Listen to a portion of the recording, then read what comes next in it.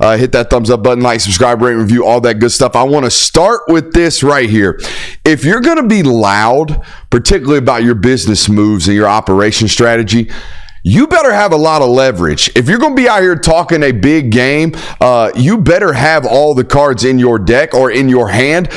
In other words, you better be able to wield some leverage. You better actually have some power if you're going to be out here spiting off and making it loud. And that brings us to today's news. It was kind of announced and revealed, even though it was on the foresight. We all saw it coming if you've been reading the tea leaves and paying attention to what's been happening in court.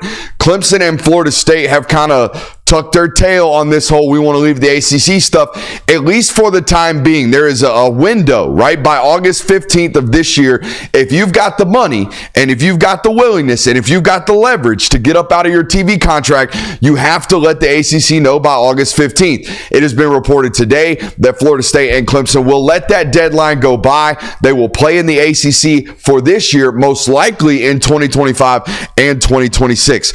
Why are they letting this go despite all this noise that they want to be leaving? Well, because they've been kind of getting their ass kicked in court right now. They have no legal grounds for getting out of this TV contract without paying a hefty sum. It's also why you've seen Florida State reach out to private equity money and get involved in the private equity money. I believe it's 6 point something with the private equity firm. They've getting flushed with private equity money in hopes and ideals that they're going to be able to buy themselves out of their ACC contract. However, they have been trying left and right to do every legal, measure and take every legal mean they possibly can to make sure that if they do want to get out of this ACC contract, it will cost them as minimal as humanly possible, at least legally possible. The only problem, like I said, they're getting their butt whipped right now and handed to them in court. Because why wouldn't they? As the ACC commissioner, alluded to today, every member school ran to the table to sign this TV grant and this rights contract 5 or 6 years ago. And now all of a sudden you're throwing a hissy fit because you want out of it. That's not how this works. All right. It's not how this works at all. And even if they do, even if Florida State and Clemson want to get out of this right now, they're losing so bad in court that it will virtually cripple them financially in order to do so, at least at this rate. Okay. And again, that's just to leave. That's just just the part of the discussions of, hey, we want to get out of here. Well, they've made it so ugly and so loud that they want to get out of here. They've not only pissed off their current partner, but legally they have no grounds and no leverage. Okay, so they've pissed off their current partner and they've made it so loud. Well, guess what else? They don't really have a landing place to go either, because the SEC's made it pretty damn clear they want nothing to do with a member who's just making it loud and throwing a hissy fit for their current conference. We don't want to sign up for that. That's not in Greg Sankey's best interest, nor is it the best interest of the 16 member schools currently in the SEC. So the SEC's like, you know what? We don't want nothing to do with them either. By the way, the Big Ten been real awfully quiet about this one. And by the way, closely aligned, publicly aligned with the SEC, who said publicly, we don't want nothing to do with them. So the SEC wants nothing to do with them. The Big Ten wants nothing to do with them. They've pissed off their current conference, leaving nothing but the Big 12. So now we got the Big 12, right? Oh, that's all great, except for if you think the Big 12 is going to look at FSU and Clemson, who, by the way, just laid out to you, has no bargaining power. They have no other conference that is even sniffing them right now. Their current conference is pissed, and there's just the Big 12 left.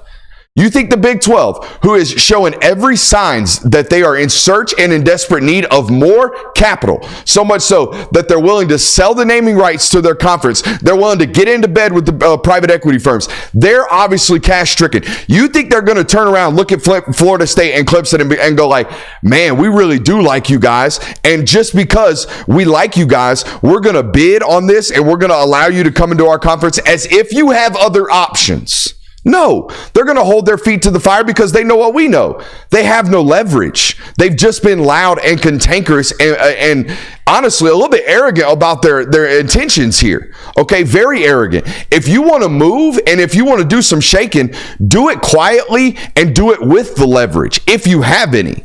And the only teams that have been able to do this are Texas and Oklahoma. You know why? Because they were the only ones left that had true leverage. USC and Oregon had it. Washington apparently had it. Guess who doesn't right now? Florida State and Clemson. And at least Florida State has been very, very loud and cantankerous about all of this. Clemson's kind of just sat on their hands and let the other ones do all the yelling and the hollering and the hooting and get all the public criticism. But guys, they have no leverage either. They're just doing this quietly. It's a little bit I don't even know, preposterous is the right word. Arrogance is the correct word in my opinion, because guys, you cannot be this loud with no leverage. You just can't do it. You can't be out here talking this big game when you have no bite in you at all. Yeah, no, the only explanation is that Florida State looked at the situation where Oregon and Texas and Oklahoma are leaving all these prestigious conferences and said, we're Florida State. We just almost went to the playoffs. Surely someone's going to want to take us. We'll find some way to get out of this ACC contract. And the fact that they were so, like you said, boisterous about it made it almost, I don't want to say come across as desperate, but it made it very clear that they wanted to get out of the ACC. So at that point, you lose leverage. The wording from the ACC commissioner, I watched his opening press conference before we went on air today. The wording from the ACC commissioner was so stern and so frustrated with these two football teams. It was pointed. It was very much so pointed. Disrespectful, I think, was a word that came out of his mouth with regards to the actions from Florida State and Clemson. Well, I mean, he's not the only one that I feel is perturbed about it, because I think Greg Sankey is too. Mm-hmm. I mean, when he was talking about Georgia missing out on the playoffs last year, he explicitly mentioned that, well, Georgia also didn't go complaining and throwing their hands up like somebody, like he didn't specifically mention Florida State, but everybody knew who he was talking about. Yep. So that to me shows that he's also kind of frustrated and perturbed with them. UCF caught a stray there about the hanging national title banners. That was a little bit uncalled for. Don't shoot down. You know what I mean? You're very much so shooting down when you take a shot at UCF, even though they do claim that banner because they beat an SEC team in a Chick-fil-A bowl. But we don't have to talk about that, Auburn. But no, I think this is a classic example of someone just talking a loud game and trying to make everyone know that they're so pissed off. But they did so spurning their other potential hosts. You know what I mean? You can't be so angry and such a problem at the party you're currently at and expect invites to the other ones. That's not how this works. That's not how any of this works. Clemson, however, is kind of catching strays. My mom used to say guilty by association. Yeah. You don't have to do the bad deeds, but if you're in the circle of the group that does the bad deeds, you're guilty by association. Yeah, it's obvious that Clemson's not the main proponent of this kind of wanting to leave the ACC, but the fact that they are tied to Florida State, a team that has, or a school that has been so boisterous and so outspoken, kind of talking down on the ACC at this point, it makes sense that you'd tie Clemson into this and be disappointed in them. And are we 100% sure, I'm speaking out loud here, are we 100% sure that the Big 12 is superior to the ACC?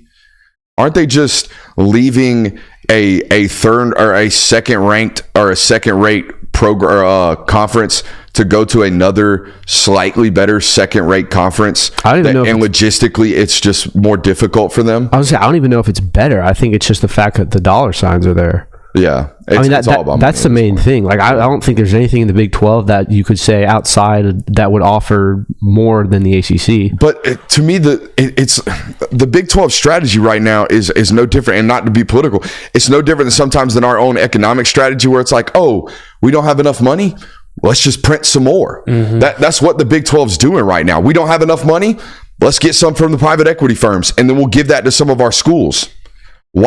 How does that equate to balance and power 10 years from now when private equity turns around and goes, hey, we'd like some return on our investment, and they look at us and go, hey, well, the only influx in cash we've had in the last decade was you giving us $800 million.